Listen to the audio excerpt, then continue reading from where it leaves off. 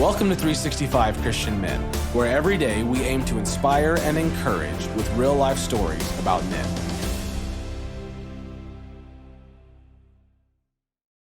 September 13th, Billy Graham.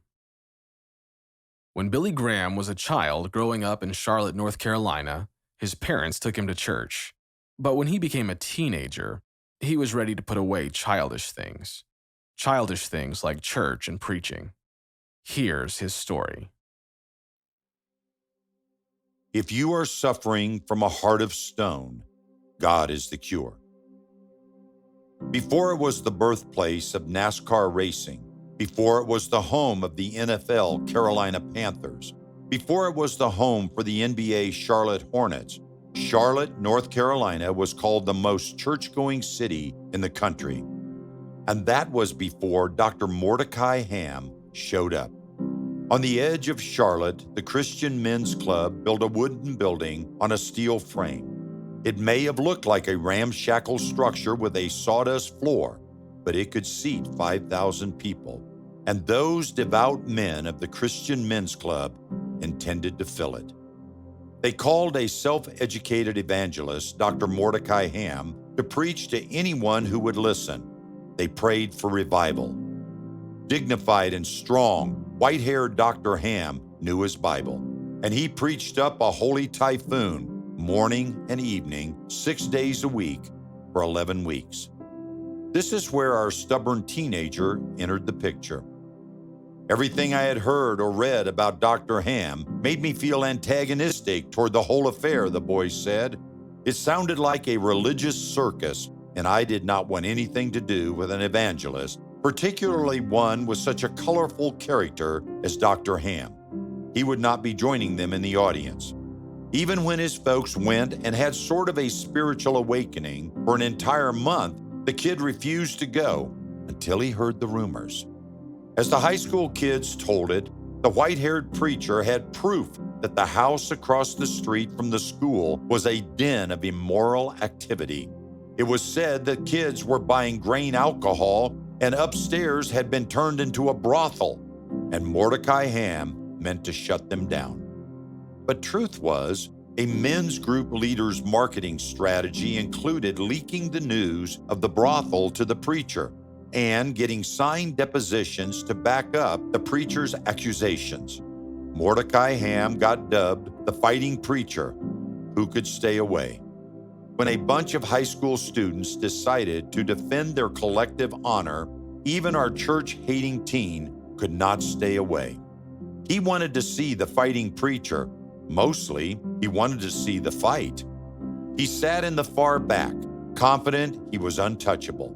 After the meeting, the teen could not even remember what the preacher had talked about, but he said, "I was spellbound." In some indefinable way, he was getting through to me. But all the loud talk about sin and hell and all the feelings went with that bore down on the teen. Even in the back row, he became convinced Dr. Ham was preaching right at him. "Why would an evangelist always be pointing his bony finger at me?" the young man said. I became deeply convicted about my sinfulness and rebellion and confused. After all, he had been brought up in the church and doing good deeds. That is why he joined the choir, so he could stand on the stage behind the preacher and avoid his accusatory gaze. Still, the Holy Spirit found him, and for the first time he realized he did not know Jesus for himself. Hand-me-down religion was no longer enough. So when the preacher invited sinners to come to the front and find relief, the boy walked down the aisle. He did not feel anything and almost went back to his seat, but a tailor he knew came up to him and told him the gospel. The young man said, "For the first time in my life, I got down on my knees without being told to do so. I really wanted to talk to God. Lord, I don't know what happened to me tonight. I prayed, you know, and I thank you for the privilege I have had tonight." About the next night, the teen said, "All my father's mules and horses could not have kept me from getting to that meeting." He showed up every night for weeks. And when the revival was over and Charlotte flowed back to the normal, it was not too long before the young man realized God had called him to preach, and he did. Maybe you've heard of him. His name was Billy Graham. Billy Graham went on to preach about God's love to nearly 215 million people around the world. He met with every sitting U.S. president from Harry Truman to Barack Obama. In 2000, he received the Ronald Reagan Presidential Foundation Freedom Award for his enduring contributions to the cause of freedom.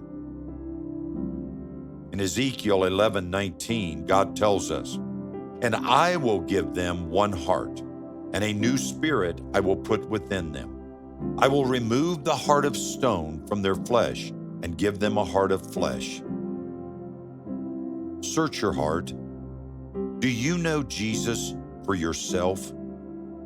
Is there something keeping you from turning your life over to God? If you are suffering from a heart of stone, God is the cure.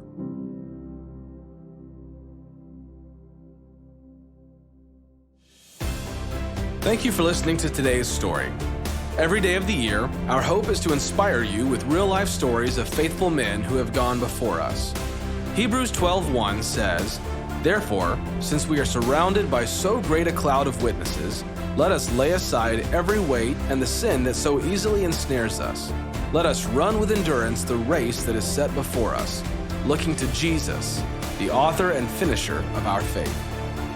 Join us tomorrow for another story at 365christianmen.com.